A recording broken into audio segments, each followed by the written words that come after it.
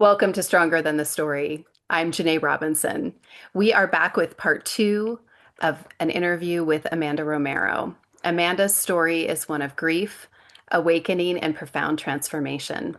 After losing both of her parents and navigating challenges with marriage and motherhood, she was guided into a deeper journey of healing, intuition, and self discovery.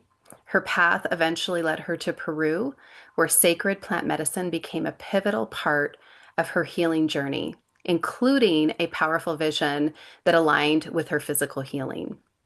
Today, Amanda combines spirituality, energy healing, and embodied strength as a triathlete, Ironman athlete, astrologer, and Kambo practitioner, helping others to reconnect themselves through life's hardest seasons. Welcome back, Amanda. Thank you. Thanks for having me. Happy to. Yeah, I'm so happy to be back because it has been a little while since we had our first interview. You're in a different place and we I look know. different and, all the things. So that has been really fun. And you just completed a combo retreat. Yes. And so I wanted to first off tell our audience that if you haven't watched part one, you definitely want to go back and watch part one. Amanda has some incredible experiences that have happened, and just the journey through the interview is beautiful. So I definitely encourage you to go back and watch part one. Um, but I wanted to just start with that you now facilitate combo and energy healing. So tell us what combo is and what this practice looks like to you and your clients.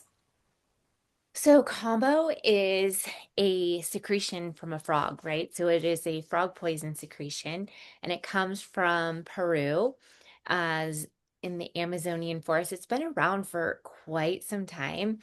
I read a book, I think I have it over here. It's called The Sapo Within, or The Sapo of My Soul. So Sapo is what they call it in Peru. And a man that wrote that was, I want to say it was like in the 1980s that he went to Peru and had his first encounter with Kambo, right? So it's really a cool story about the medicine. Um, but interestingly enough, like I didn't do Kambo when I was in Peru.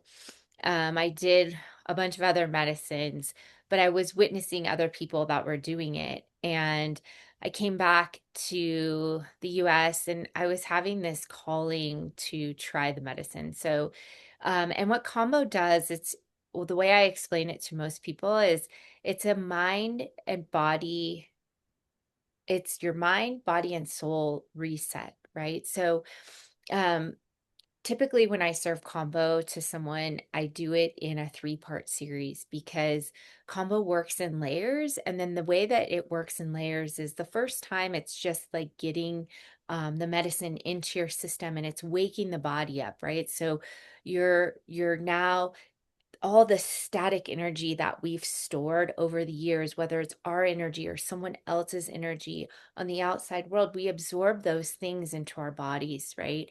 And if we keep those things stored in our bodies, it can become illness in the body, right? And I'll go through the three parts that I usually do. But what I want to say about that, just going back to uh, cancer that I had breast cancer, I've had a double mastectomy. And then right after that, I had my ball of goo, which, if you listen to the other story, right, which I learned about in Peru. Um, but what I learned is over time is all of those things were things that my body was ingesting and became static energy within my body, right? And static energy creates illness. So if we don't move it, then it just creates sickness, right? It can create cancers or different kinds of illnesses, Parkinson's, all kinds of things, right? So combo has it came to me through a friend and I was like, okay, I'm going to give this a shot. So I signed up to do a three-part series of combo, and I'll go back to the three-part series. So it's in layers, right? So you have where you're opening and waking up the body, right? So it's this energetic thing of going, oh wow, this is new.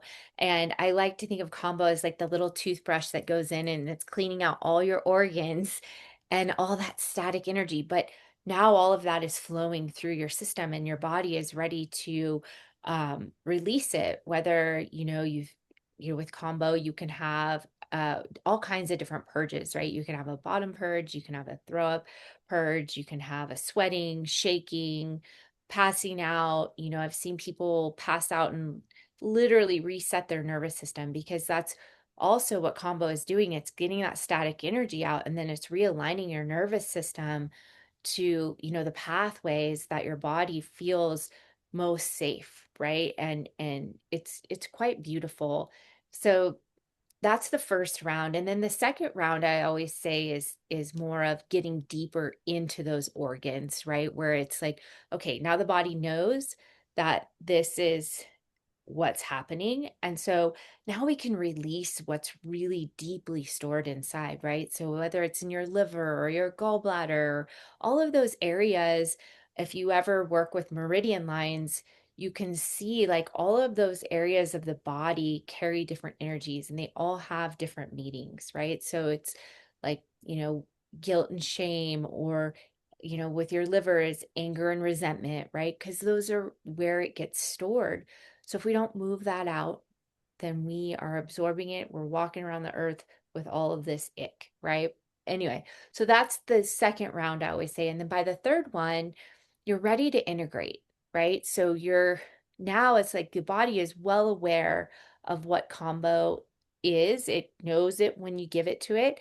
And now we can integrate. Now we can work with the medicine. We can ask it to move those places that it's stuck and ask it to come out and get out of the body. No, thank you, right? And in that process, we're thanking our body and we're accepting it for all the things that we've done because this is just like our container, right?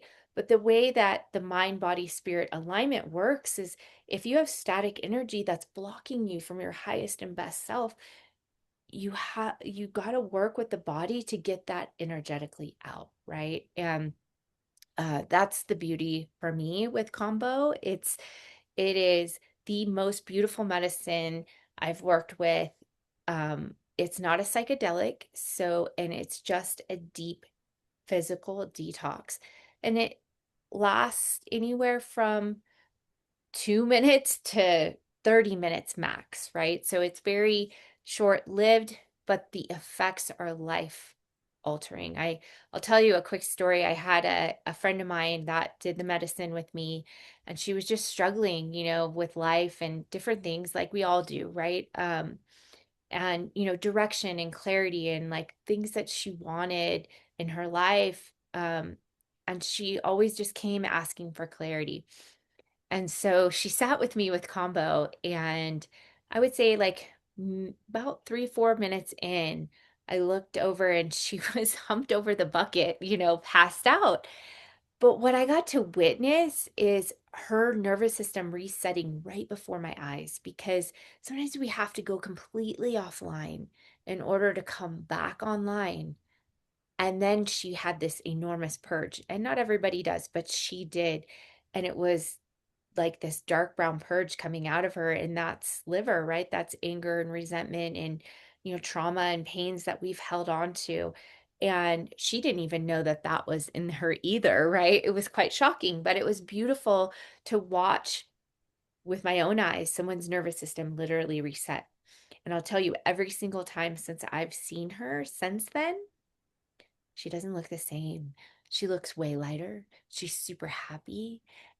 We've now done all three of our series together, and she's not the same person. And even in our friends group or different places, people will say, wow, you look completely different, or you look so happy, or you feel so much lighter. So this is the beauty of combo, right? Is because it clears out all that static stuck energy. And I'll tell you, we got to do it more than once, right? I'm about to do it again in the next couple weeks here because we absorb more, things of life that's going on. We're human having a human experience, right? So we're going to absorb other things that are going on around us. So I would say with Kambo, it's not like one and done, right? No, we got to continue to clear the pathways, right? So anyway, but that's what I love about it. I just had a really incredible men's retreat, and it's the first time that I've ever served men, which was really amazing for me. But also, I think men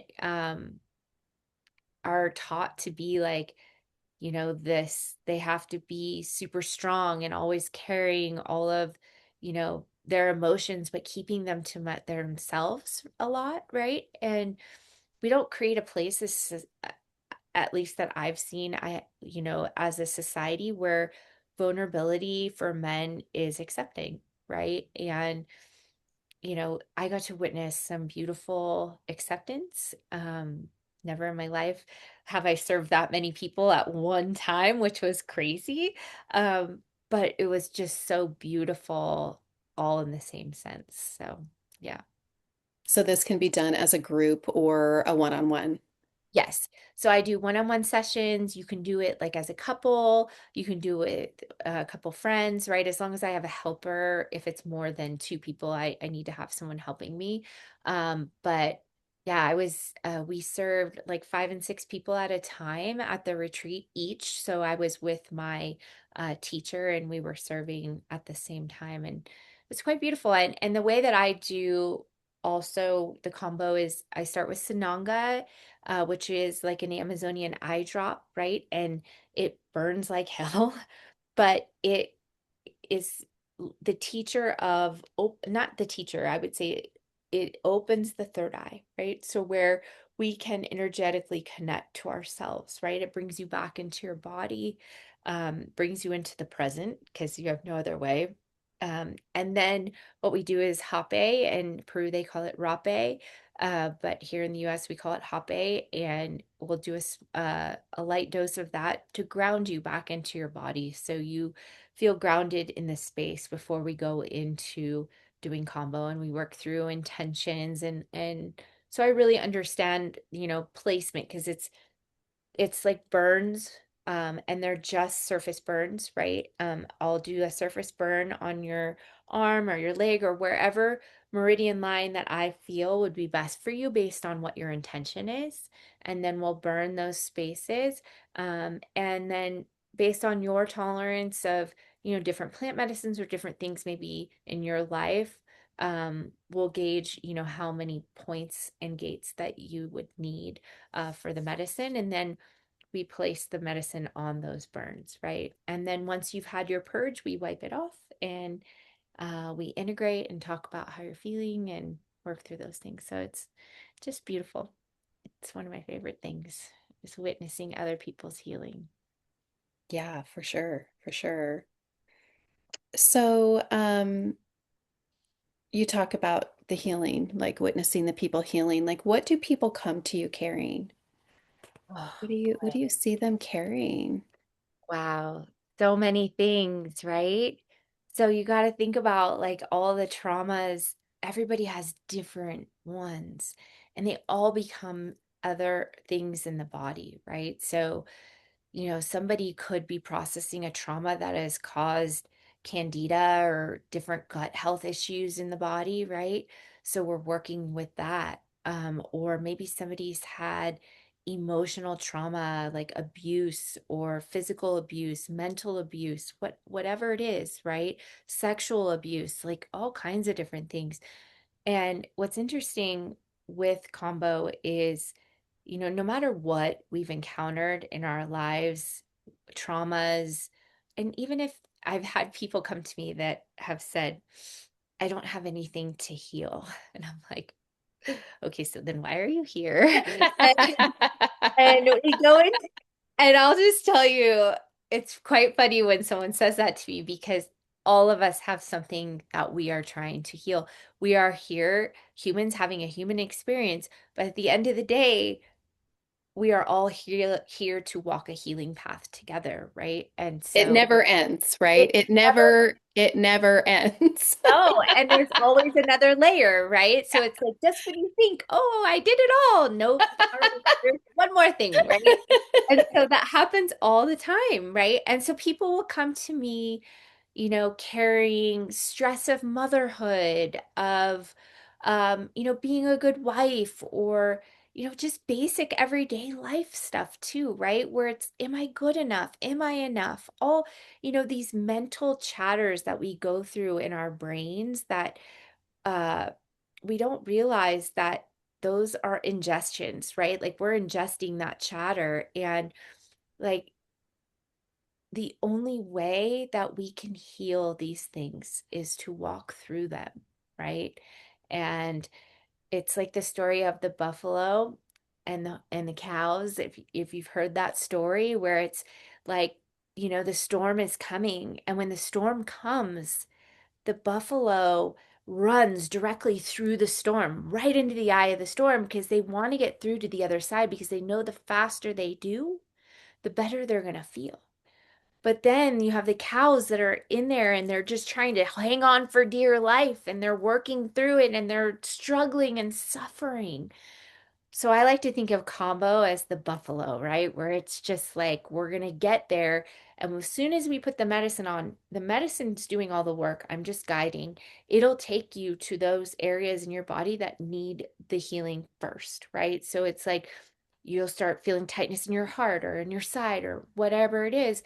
And when you share that with me, then we start to work through it, and we ask the medicine to move out whatever is in there that's ailing you. So when you ask that question, there's a plethora, right? I would say just existing as a human being requires us to do some toxic clearing, right?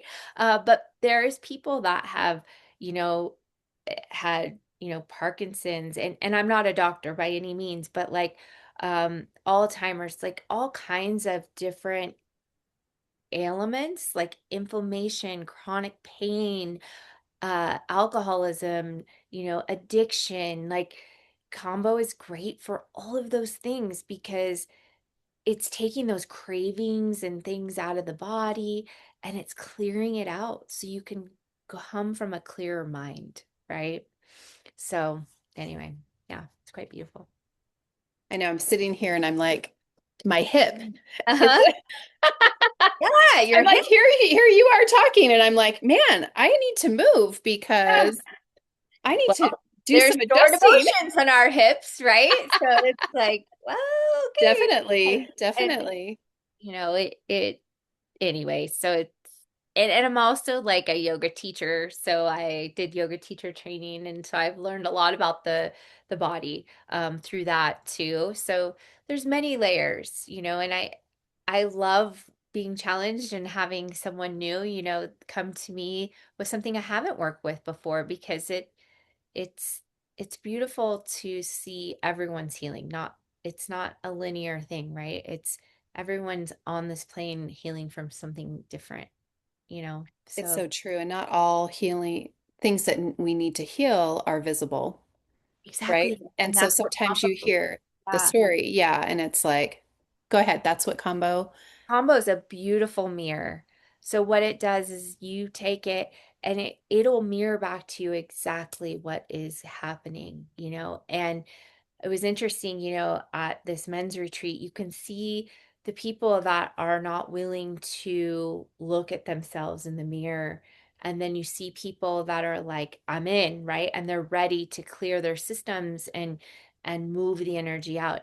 I can see the difference, it's like um it mirrors back to us our pain that we carry in order for us to heal it. And not everybody's willing to open up that space, inside of them, or they might not know how. And that's where it takes time and energy and effort.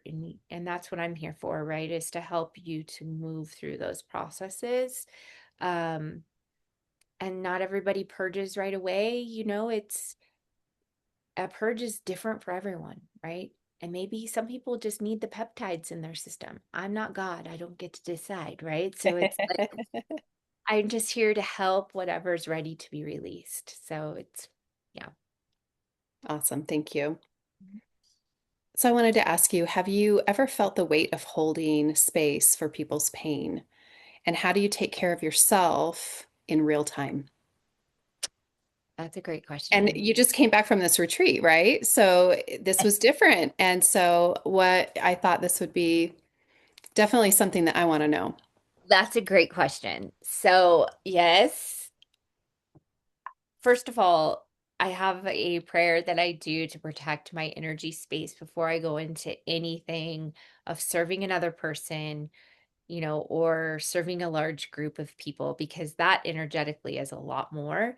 But, it's asking the heavens above and the earth below to encase me in an energetic safe bubble so that my energy stays mine and theirs is theirs, right? And so every time I go into something like that, I say that before I go into any group, and it works. I mean, it does.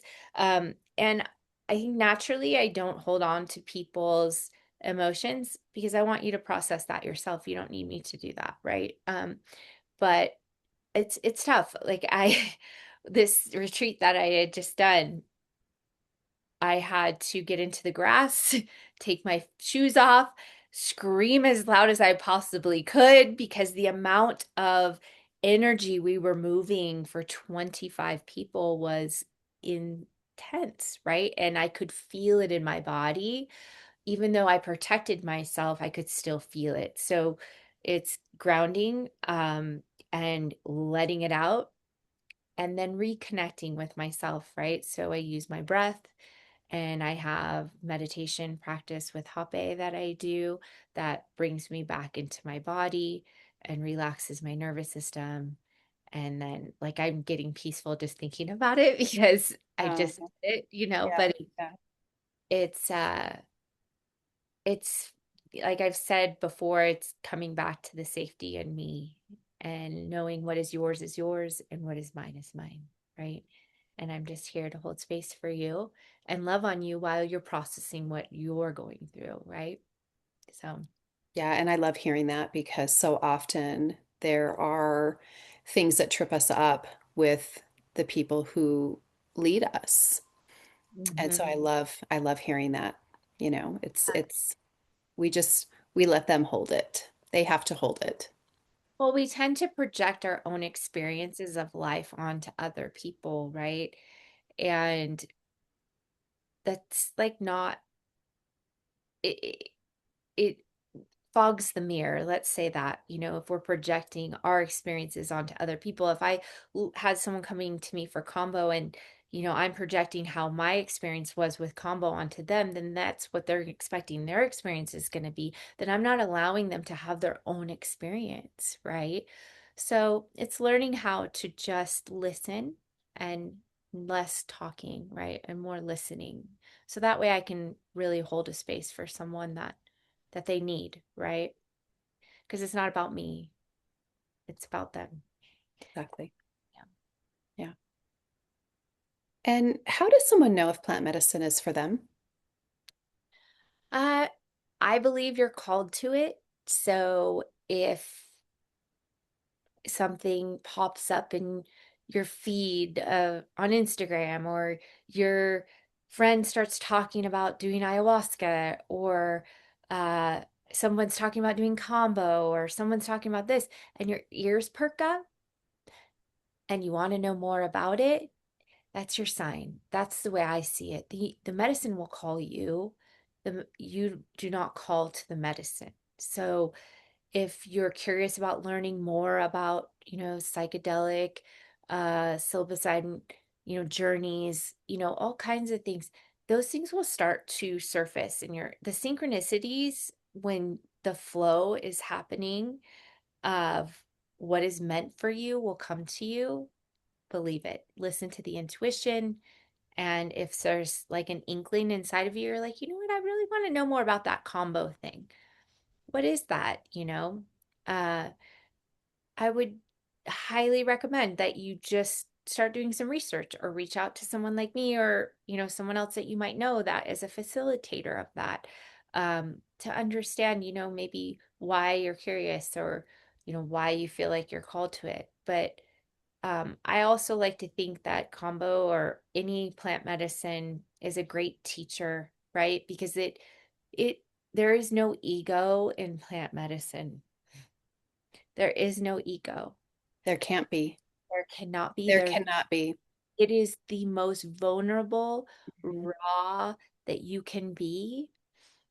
And you will be forced to look at those shadow pieces of yourself and to work on healing them. And the beautiful thing with plant medicine is if you as you've done work, it layers on layers on layers on layers, right? So it's, I've had my own journeys with psilocybin or different things, right? And I always come back to, wow, like everything is connected, all of these medicines, higher, greater purpose, right? Like I look at ayahuasca as the great teacher, right? Like it teaches you what you need to see and what you need to learn about yourself. It takes that blindfold right off of you. And it's like, okay, you want to know the truth? Here it is, right? And it is difficult sometimes to walk through it, but you get there and you do it, right? And I look at Kambo as the healer medicine, right? So it goes in and it clears out and heals so you can heal, so you can get rid of those toxicities and those things. So ayahuasca teaches you what it is, and Kambo comes in and clears it out.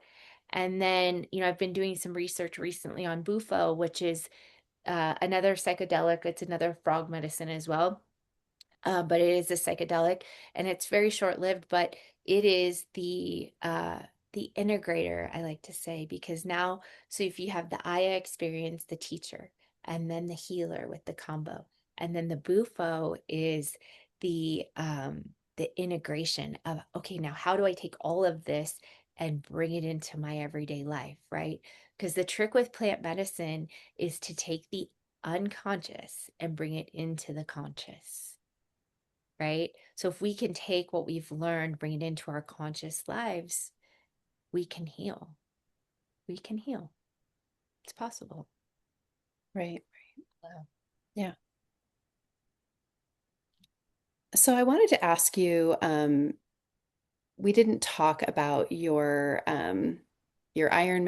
You're a four-time Ironman, 70.3 Yep. finisher. Um, you're a triathlete, and that takes discipline. So how is your physical strength connected to your emotional healing? Oh boy. So I started running, I would say when I was 28 years old. It was right after I had my second son, and I signed up to do my first half marathon uh for the Leukemia Lymphoma Society. Like I knew nothing about running, I'm like, okay, let's just go do a half marathon. And I start running and I'm like, wow, this is really hard. And like, I'm trying to run. I couldn't even run a mile without dying, but I joined this group and I started learning. And as I became a runner, which I did over that time, I I really got a groove with it, and it became a form of like meditation for me. I'd go out and I would clear my mind. You go for a run and you have like all of these thoughts and like everything popping into your head. And it's like, okay, well, how do I really feel about that? And like you can really like sort through those thoughts that come through, and it's what started to happen. It was really like great for me.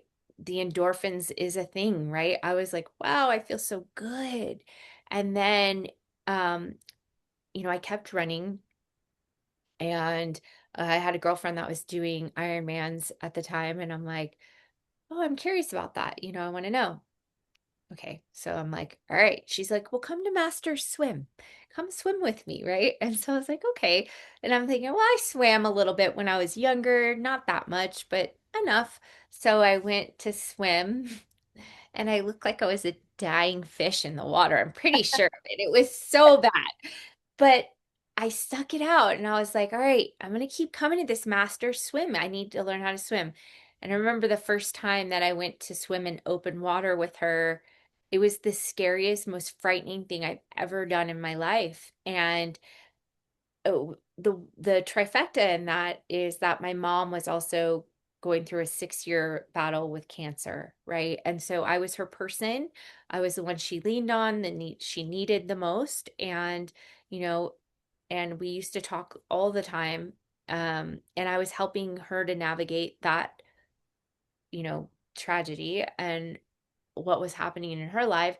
Meanwhile, I had little kids and my marriage was not going great at the time, right? And the only thing I could do for me was do what I could control. And it was okay, like challenging my mental state created me to for get out of the picture of everything that was happening around me and allowed me to just be present with myself, right? Because when you're swimming in open water, let me just tell you, there's nowhere else place that you can be besides there, right? And so you either swim or you drowned, and that's it, right? And I remember when I first got into open water, I was like, my throat's closing up. I'm gonna die. I can't do it. Oh my God. Because it's so different. I was used to like swimming in a pool, and now I'm in this wetsuit, and it's like freaking sausage sucking me to death in this like little wetsuit. And I've never swam in a wetsuit and literally had a panic attack, right? And I remember like thinking through, I'm like, okay, I'm not ready to do this Ironman. Like, I'm not ready. Like, there's no way I can't do it. I need more practice. And, you know, it was me learning how to get out of my head about it, right? And think of the things in your life where you're always like getting in your head. Like, that was a way of me to get out of my head, get out of my own thoughts, and just to feel into my body, to trust my body, to know that I was safe and I was okay. It was a lot of mental discussion and talk within my own self, right? And finally got to where I could swim in open water. We used to go out to the San Francisco Bay and swim out in the bay. And the water's like 50 degrees out there. You have to do a whole bunch of duck dives before you go so your heart doesn't stop from the shock of the water, right? Because it's freezing. Wow. And I would say triathlon saved my life in a lot of ways. I could have easily gone down the rabbit hole of like a drugs and alcohol and all of that because my mom's suffering, my marriage is falling apart, I have young kids and I'm freaking out, right? And I could have numbed myself out, but I used athleticism and sports instead, and I really found my voice in all of that. I want to say it's because when you're swimming, you can't hear anything but yourself, right? So it was like the deepest connection that I found with myself. I remember when I did, I think it was my second triathlon, my second Ironman, and I remember just riding my bike up this massive hill, and I've never seen so much pain on a trail of people, right? Everyone is out there suffering with something. We're all fighting and running against, away from something in an Ironman race, in a marathon, anything, right? Most people are there that there's something in their lives that they are running from or that they're fighting against. And you could feel that pain. And not everyone, right? Some people are fine, but there was a lot of it. And I remember just starting to sing a song as I was like riding my bike up this hill. And you could see everybody is like, this lady's freaking nuts. And I'm like, come on. I'm like, and I'm trying to get everybody to sing. And then all of a sudden you hear somebody way in the back and they're like, yeah, they start singing the song. And you just got to change the energy because we're doing something so freaking hard. Like if we're not having fun doing it, when the hell are we doing out here, right? And Right. yeah, so it's like let's work towards solving, like making it okay to be not okay, right? It's okay to not to be okay. I'm not okay either. I'm dying just like you. This hill, Exactly. right? So it's that really, it saved me. I mean, there was moments where I would run 10 miles and didn't even know it and had to call someone to come pick me up because I'm like, I can't run 10 miles back, just because my brain would just like shut off and just go into this meditative state. So it really saved me in a lot of ways. It made me a better person. More empathetic and able to hold space for other people. I I just I can't say enough about running or triathlon. Um, yeah, a lot of pain on those trails though, man. So, Yeah, there really is. And a lot of mind games too. I think that's what's going on is there's this battle of sometimes you ask yourself, what am I doing? Like, what am I doing out here doing this? yeah. But then you keep going. Yeah. And it's like there was a time in my life where I was like, what is my time? Like I had to know what my time was all the time, and I'm like competing with myself. And it's like, well, great. I'm glad. Like I only want to compete with myself. I don't want to compete with everybody else that's out here, right? I mean, there was a time and place in life where we were like, okay, you can do it the fastest, right? But Right. I remember my best Ironman that I had was the last one I did, and I'll never forget what my husband said to me when I came across the finish line. It was the first time I came across the finish line where I wasn't in like some sort of like exercise induced asthma like situation, right? Where I was not dying, right? My husband's like, "How was it?" And I'm like, "Oh, it's so good." And he's like, "Wow." He's like, you're not even winded. Like you're just like, "Yeah, it was so good." And it was the first time I realized that I wasn't doing it for time. I was doing it for completion. And I was able to stop and walk with a friend that was struggling and like just be present in the moment instead of constantly like looking at my watch, seeing how long it was going to take me, what time I didn't care. And it turned out to be the fastest swim I've ever had in the ocean, by all of them that I had done, but there was a lot of swimming in the ocean's a whole new thing too, by the way. So that's a little scary. Yeah, yeah, for Yeah. sure. For sure. Yeah. But yeah, so it's beautiful. Yeah, it's good. Well, here in Idaho, we have the Spud Man. Oh, okay. So maybe you'll have to come up and do that one here Yeah. one year. Yeah. I've kind of put down my triathlon belt. Uh, I still run outside. I'm doing a 10K for the cure for cancer in San Diego August 1st, which is obviously near and dear to my heart. I do it in honor of myself and my mom and my grandparents that I lost to cancer. So, uh, and my whole family is coming out this year to do it with me, which is going to be a lot of fun. So I have signed up all my kids with their own fundraisers. They're like, Mom, Oh, why give you my own fundraiser? I'm like, come on, you got to be invested. You got to be invested. So, um, but yeah, so I probably will run until I can't run one day, but I love to run still. But the triathlon days are over for me. I check that box. So, yeah, it is a lot. It's definitely a lot for sure. For yeah. sure. But definitely inspiring as well. Yeah. To do Yeah. something like that is very, very inspiring.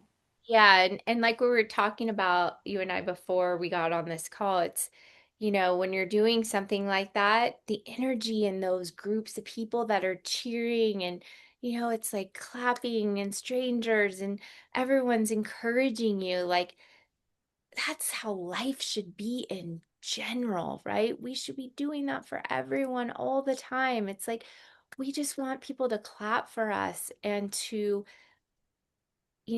say, we see you, I see you, and you're doing such a great job, right? And like encouragement.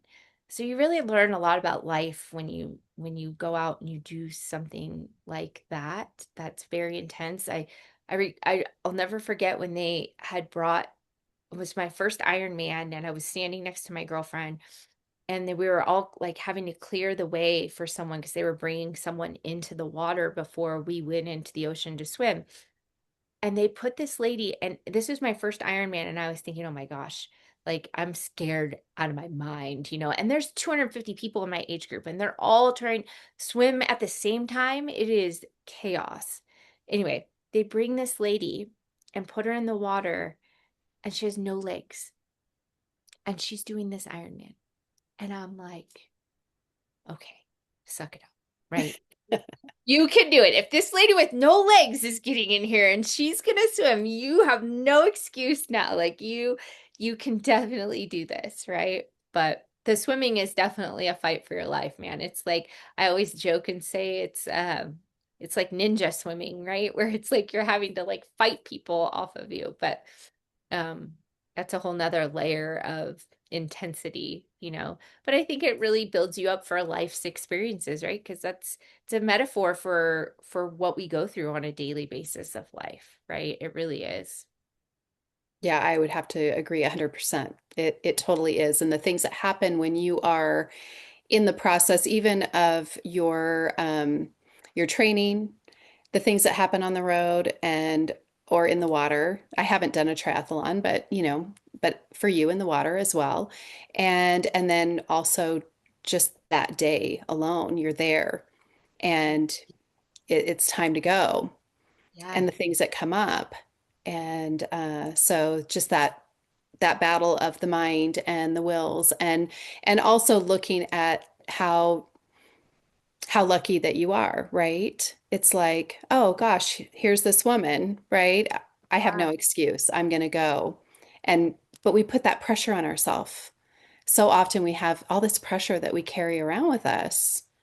100%. Yeah, it's like set it down. Set it Yeah. down. One other example I'll give too is I remember I did this race and it was like 110 degrees outside, not kidding. And it was called the Wildflower Triathlon um, in the middle of nowhere. And I did it with one of my girlfriends. It was the hardest triathlon I've ever done. And this was an Olympic triathlon, so it wasn't even as far as the 70.3, but it was hot. And as soon as I got in the water, I started swimming and someone kicked me in the face and like I lost my goggles. And that's like you lose your goggles and with any race, you can't go backwards, right? So it's like if I get out, I'm out, right? I'm DQ'd. So I'm trying to find my goggles in the midst of everyone trying to swim over the top of me. And I bring that up because it's like that's what happens in life sometimes too, right? It's like we get kicked in the face and knocked to the ground, and then everybody's just plowing over the top of you. And it's like, hey, but I'm under here, I'm down here, I'm struggling, I'm suffering. And um, the only person that's going to save you is yourself, right? So I had to quickly find what I needed, get them on, and start swimming again. And that's just the same thing in life. No one is coming to save any of us except for you. You're the only one that can save yourself because everybody's in it for themselves, honestly. And you can have support and love and all the things in the world. But at the end of the day, it really does just all come down to ourselves and how we treat ourselves and how we move through life, right? So, yeah, but I would say it's safe to say that triathlon taught me a ton about life. For sure. Yeah. Yeah. Well, I really just want to pause here with that. That Mhm. was really poignant, Yeah. and when we finally can see that we hold the reins, Mhm. it's our thought process. Nobody is doing it to us, right? We can't blame, we can't make excuses. Mhm. It's like, no, nobody's coming. Mhm. Yeah, Mhm. Yeah, no one's coming. And, now that I've lost both my parents, it's like a very raw place to be. I lost my mom when I was 39, and I lost my dad 4 years ago. And like when I was 40, well, how old am I now? I think, yeah, I was 45 when I lost my dad. mm, But my parents, my dad was barely 70, my mom was 62, right? So I felt very robbed, that I had lost like them so young. Um, but I say that because we always look to our parents to rescue us, from things in life or to be the one that we lean on if we need something, and whether you're in the position that I'm in or maybe you don't know who your parents are, or whatever it is, but like I see you, like we're all here navigating on that path together. And when you lose the people that you turn to for guidance, you really get to see that you only have yourself. And that's like you only have you, right? There is no one gonna save you or rescue you. even though I used to think my mom or my dad or my grandma or somebody was going to fix this for me. And a lot of times they did, right? But when they were gone, I really had to take a look in the mirror and be like, wow, it's just you now. Like, you know, fix it or I don't know, and I would have to figure out how to navigate life's problems, issues, and everything on my own. So that was very difficult. It's like a hard pill to swallow sometimes, but if you really look at it, like you're super grateful, it's just you. Like you just have to work on you. That's your only job, right? Yeah, And it's a little bit of relief. yeah, for real. Honestly, it Yeah, really is. yeah, And I feel like there's so many people out there where their parents are dictating the careers that they go into, how many children that they're going to have, what religion that they need to be involved in, even Sunday dinners or whatever, right? They're expected to go. And so often we're putting all of these other people in front of us, and we just kind of disappear. Our life just kind of goes away. yeah. And we don't realize it, right? It's like, you have to act a certain way, you have to talk a certain way, you have to walk, a certain way or be a certain way. And I think also there's that expectation of you have to go to these things because your mom said or your dad said or whoever, right? And when that's erased and I can make my own choices, I realized that I could always make my own choices, right? Um, when you're feeling powerless and hopeless in your life, because that happens sometimes, it really does. I'm often reminded that we get to make choices, right? And that takes me out of that powerless, hopeless feeling to know that, okay, I get to choose what I want to do here. And sometimes, like, I've had some issues recently where it's like I get wrapped up into this other person's traumas of what they're going through. And sometimes we get lost in that shuffle, right? Of someone else's issues and we lose the line of where you are and you begin and end versus where they begin and end. And in any marriage or relationship, same kind of thing. It's, you get intertwined with your parents and their emotions and what they're going through. We put so much expectation out and project so much onto everyone else, but when you lose those projectors, like my parents were for me, it puts me in this perspective of being able to really witness and look at myself closer, to be like, okay, there's no one to come rescue and save me. Like, what the heck? Okay, I guess I'll have to do this myself, right? And being in the triathlon world taught me that no one's going to come save me if I'm in the middle of the ocean and everyone's swimming over the top of me. No one's going to come rescue me. I mean, the lifeguard might get there, but it doesn't mean he's going to get there in time, right? So I better be a damn good swimmer. I shouldn't be out there, right? Yeah. So it's just like we then put those expectations that we project out onto other people back onto ourselves so we can solve it. And it's easier to solve it for yourself than it is to push it out to other people to fix. Oh, absolutely. That just is trouble right there. Yeah. Yeah, for sure. So For I sure. just wanted to ask you, I mean, maybe you really answered this question, like when you're pushing your body to its limits. Yeah. So there is always a certain point when you are doing these long races or um, even long workouts. What are you really working through?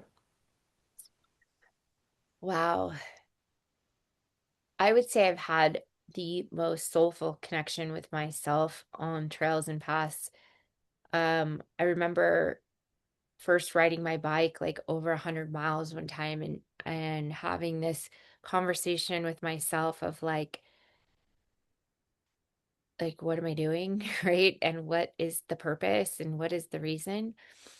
And I could really connect, and it's going to sound kind of crazy, but I could always hear after my mom died, I could hear her voice on those trails, and I could hear her encouraging me, and it became this special, soulful connection that I found. And it always made me feel safe to know that there was someone looking out for me. And, you know, it just happened to be my mom's voice, but it could have been my higher self. It could be God, Buddha, whatever you believe in, the universe, right? But it's really, you get in tune to when you need something and you need like some sort of reassurance. uh you go into your inner self, and it is, whether it's your higher self or someone that you love that's there, it's, you hear them and you can actually feel them and carry them with you, and know that you're not alone in this process of life, right? It's, there's something guiding you. It's like that voice that you hear. And I really found that voice on a lot of trails, definitely when I was swimming, only because it was so challenging. But yeah, it, that's what I found. It's, I found peace, a lot of peace. Mm, Mhm. that's beautiful. Thank you. So, if someone is in their hardest season right now, what would you want them to know? It's a good question.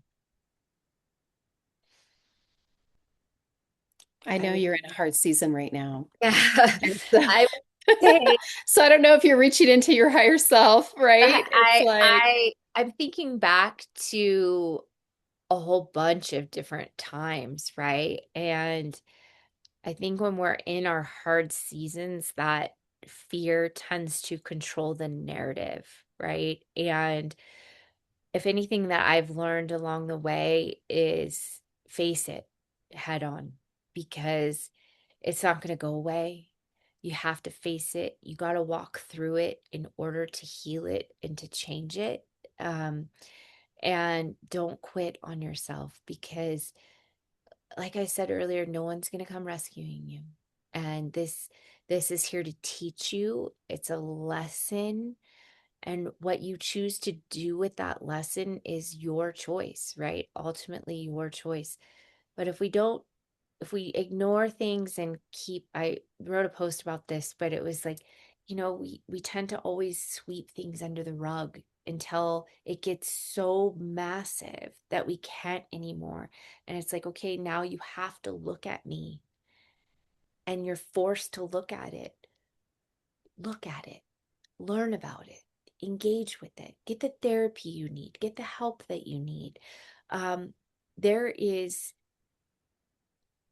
help on every corner, but you have to be willing to ask for it and be vulnerable enough to receive it, right? And honestly, that's the hardest thing. It's the vulnerability piece is very difficult when you're going through a hard time. And there is a lot of judgment and things that surface around you, but stay connected to what's true for you. I would say that's like the biggest thing. It's, you know, I believe that fear controls the narrative in everyone's life more often than not. Um, I read this great book one time, and if you ever get the chance to pick it up, it's called Letting Go. I forget the name of the author. It was a doctor that wrote it. yes. Yeah, and it is the most beautiful book because it goes through all the stages that we go through to fully let go of something, right? And I love the way that he breaks down all the things that, from anger to guilt to shame to all the different layers that we as humans go through processing. But every next layer is part of the healing process, right? So if you start with fear and then you're angry, you're moving up that ladder so you can start to see how that, like, weighs out in your life. And I bring that up just because it's a nice map, because giving us a no one's given us a guidebook on how to be a human, right? Nobody. Right. No. There is no right or wrong. There is no rule book. Like we are all just here navigating the best that we possibly can. So when we reach out and we find like these different books that, resonate and help, it's a nice guide or a piece to help, navigate.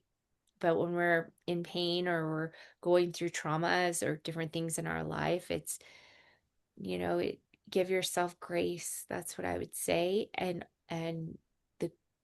the quitting is not an option in my book. It is not an option. So, and if you choose to quit, then that's up to you, right? But quitting is death in the end if you really look at the big picture. It's not, I don't know, it's hard, but it's hard to navigate life, but there is a lot of amazing tools out there. For sure. Yeah. What are you healing right now? Oh, a lot.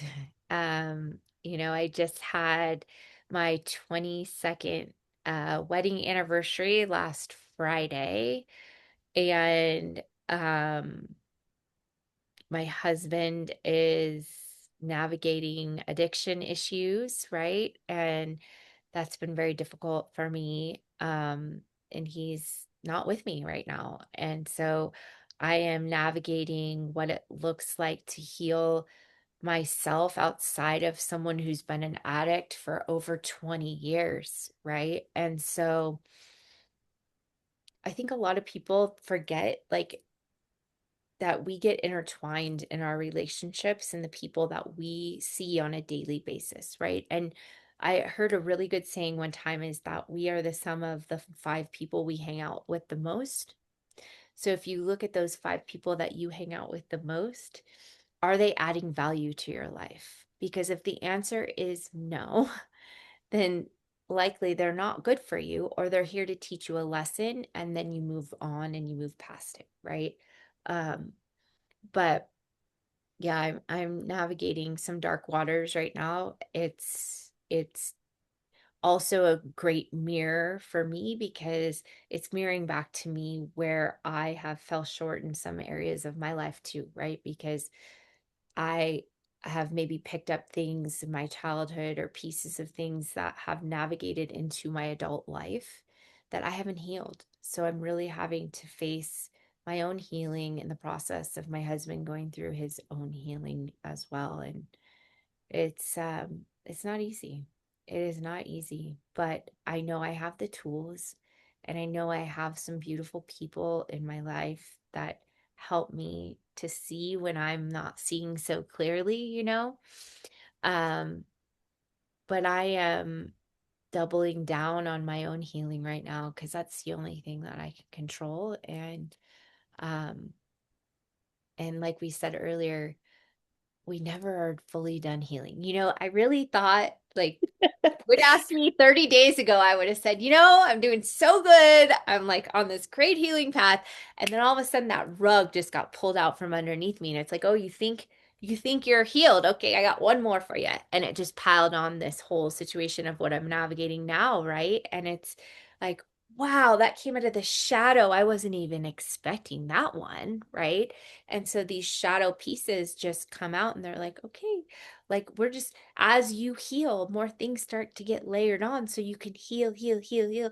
Like, okay, like this is part of why we're here, right? And so if I can look back and go, man, I healed the living poop out of myself while I was here. Good job, me. I did a good job, right? So So that's, true. yeah, And we ask for it. I ask for it all the time. I'm like, I'm not doing this anymore. right. It's just opening the door, an invitation to, okay, oh, you're really not going to do this? Okay, well, let's see. Let's Yeah. see how you do with this. And it's like, oh, well, wait a minute, it's Yeah. like, why is this happening? There's But another layer. There's there's another, another layer. and Yeah. it's just like these layers that just keep coming out. And again, like this is why I always say too, is I go back to like plant medicines or combo or something like that, because I could go to the grocery store and some lady could have done something or pissed me off, and I'm now swallowing this resentment of anger that I'm feeling for this stranger, right? And our bodies carry this information, right? It's like we're energetic beings having a human experience. Let's be real, right? So Yeah. we're carrying the vibration of energy around us. So I go back to those medicines and I'm like, thank God for Kambo, because now I can go in and I can clear this energy that's been stuck inside of me. And I mean, every time moments like what I'm going through right now come up too, I'm like, oh, okay, at least I have the tools. So I would say continue to invest in the tools in your own personal toolbox, because that is the best, most greatest thing that you can do for you, because you can always turn back onto those tools to help guide you and direct you when things get tough. Because if I didn't have the support system, the knowledge, wisdom, the medicines, all the things in my life that I'm so grateful for, I have the tools in my toolbox, right? And so I go back to those all the time. And I'm always picking up new ones. There is always more, you know, always more. Thankfully. Yeah, thankfully. I feel like we really do have everything that we need when we are going through things. We really do have what we need. And as we go through, we discover more. And I feel that it's more of I heard this from Jay Shetty, where it's like, you know how if you've ever heard the saying, two steps forward, one step back. And so he says, two steps forward, three steps deep, Mm, right? And yeah. so it's like, are we going deep? Because we tend to live on the surface and just, oh, not really gonna go there until, like you said, well, now you have to go there because there's forced change that comes, and there's Mhm. also chosen change. We can choose to step into change. And the more that we can step into change, we're building those different neural pathways. Our brain is working differently. We are more flexible so that when forced change does come, we can Mhm. better handle those things. So even if you're not going through a difficult time, still find the tools, still do the work. 100%, because here's the deal. You never know when you're going to need those tools that you're putting in your toolbox. And prime example, with my husband's going through right now, it's he didn't have the tools. And this is why how he ended up where he is that he didn't have the tools. And if anything I can say is, you cannot give someone else the tools. You can guide them, you can point them in the right direction, but at the end of the day, it's their choice to decide if they want to pick that up and put it into their own toolbox, or if they don't, right? And it's like this wonderful metaphor. I have this vision of me carrying like this toolbox and putting things in it, right? Because thank God I did. Thank God I did. Thank God I saw past. I think sometimes people have a hard time seeing past what they're in. You're in it and you don't see a way out, whether it's addiction or abusive relationships or whatever that could be. We get so clouded, we don't see our way out. Your way out is start gathering for your toolbox. Like, start putting things in there that are going to help you. So for me now, my toolbox is like giant, two huge toolboxes, right? It's like, okay, I got them, and I don't know what I'm going to need one day that's in there, but man, and I have so many books. I've read hundreds of self-help books over the years, and I love them. I think that there's books that I've bought that I haven't been able to read, that 2 years later I'll go back and I'll read it and be like, oh, this actually resonates with me now, right? Yeah. Um, at that moment, maybe it didn't. But again, those are like in my toolbox. Um, I've kind of backed off a little bit from the self-help books, just because I feel like they all kind of point down to the same thing, where it says, hey, work on you. The answer and the underlying equation in every self-help book is you. That is so But true. but sometimes we just need to hear the words rephrased differently so we actually grasp the information, right? It's like someone Yeah. gave me a Bible once and said, "Here, start reading the Bible." And I'm like, "Okay, what in the world is this saying?" Like, it's so confusing. I have no idea. So I'm like, "Okay, I need Cliff Notes for the Bible," right? Because it's like I want to understand what it's saying, but I don't understand. And so again, tools in your toolbox, it's like, okay, now we have Chat GPT, or we have all these different things that we could go to and say, hey, give me a like breakdown of how to read the Bible and give me something that would, be more humanistic, right? Because it can be difficult, but it's the same way. I'm a big believer in when it's time, it will come to you, right? Or those things will come to you. But again, you have to stay open to it. I feel like a lot of people walk around life like a little bobblehead, and they don't realize that, you know, when things come crashing down, it's like they don't have the tools. So it's tragic and it's hard. And I've seen it often in my practice too. So if anything that I can give back to people is tools to like, just drop little seeds and hope they grow along the way, and I've done that in my marriage. I've done that with my children. You know, there's never been another tomato that didn't grow or another flower that didn't grow or anything else, right? It's like we're not looking and waiting we're not planting the seed and then just staring at it and hoping that it grows, right? And so we have to plant these seeds of information along the way. And when someone's ready, they'll start to water it. It's not your job. So, Yeah, and to have faith, right? We plant the seed because and we walk away. It's kind of like, I've got some scratches on my arm from the cat.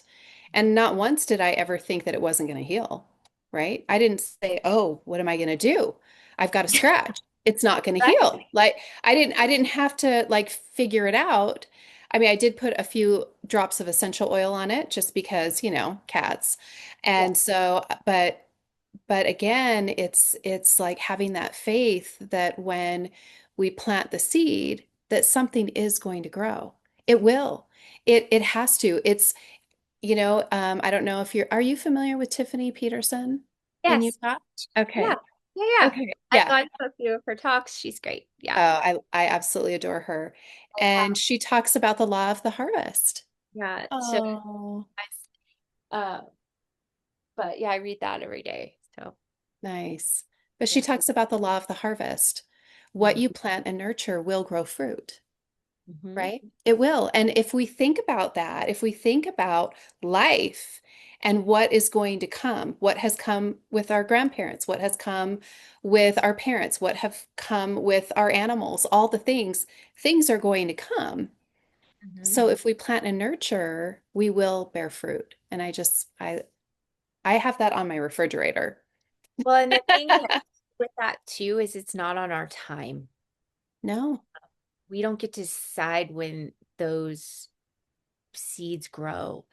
And and I say that because sometimes we get so impatient, right? We're waiting for these seeds to grow and like it's not happening, and I'm like, you know what, just keep planting, and just those little words, of encouragement or different things. And other people are planting seeds onto us too, right? So like I'll remember sometimes somebody saying something to me like 3 or 4 or 5 years ago, and I'll be like, oh my gosh, but that's just now coming to life. Because maybe 3 or 4 or 5 years ago, I wasn't ready for that information. But everything we're doing right now is preparing us for the next step, right? And so whatever that is, like if you would have asked me a year ago if I would be serving Kambo, I'd be like, are you crazy? Like, what? No, what is that? Like, I don't even know. I haven't done that medicine yet, right? I've done all these other ones, but I hadn't done that one. And so, but it's the seed, the seed got planted. And then I'm like curious about this. And then I start diving into it. And then now it's this beautiful flower that I can offer out to everyone else, right? Like, what a gift. What a freaking gift. But that seed got planted, I don't know where, but it did along the way. And all I did was water it once I started to notice it, you know? So that's all we can do. So where can somebody find you if they wanted to get a hold of you and, you know, Learn try more. some of your medicine or Yeah. Or just talk. follow you or whatever. So on Instagram, I forget always what my handle is. Let me see. I think it is Mandy. Oh, it's Mandy's Soul Vibes. So let's see. Yeah, Mandy's Soul Vibes. That's my Instagram handle. You can find me there. I also have a website. It's soulvibesco.com. So you could find me there. Um, but yeah, I that's the best place. And if you want more information on anything we talked about today, just reach out to me on Instagram. I'm really good about that. So yeah, Well, I did want to say thank you for coming back for part two and yeah. sharing so much just about your personal life, your professional life, your athleticism, all of that. It's amazing. Thank you so much. Thank you for having me. I really appreciate it, and I'm grateful to be here. So thank you. Thank you.